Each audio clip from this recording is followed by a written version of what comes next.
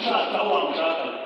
Hari igihe ushaka ahantu utagushakaga ukazabeshwamo n'Imana ukamujyana n'abahungu n'abakobwa utazamugusaziramo mu izina rya Yesu. Hari no kugumisha rero ugashaka aho wamushakaga n'aho Imana yagushakaga. Nibyo twabikore byari rero ashaka aho Imana yagushakaga ashaka n'aho wagushakaga n'umugisha cyane.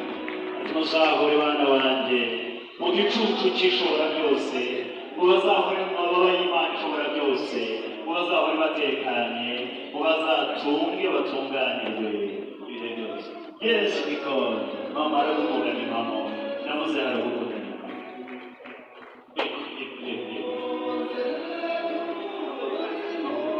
Yes, bakiraho Marene dufashe umutaka nose ni kubaho gashoboka kuzura kakamo gufasha ariko ni keza uzanyemerere n'ujya gusenga ku munsi uzabage gusenga uzakajyane mama n'ujya no kurabukanya uzakajyane ureba mu icyo mvuze yego mwana urakoze cyane Marene nagufashe ngaho Bosco fata papa ikiganza Nikora fate mama ikiganza tudatera ishyari ngo baherekeze ngo bageze mu cyiciro Nikore batuye mu kazana marayika w'Imana n'ukuri kw'Imana uzahorane Nikore mu mugisha iteka ryose mubaherekeze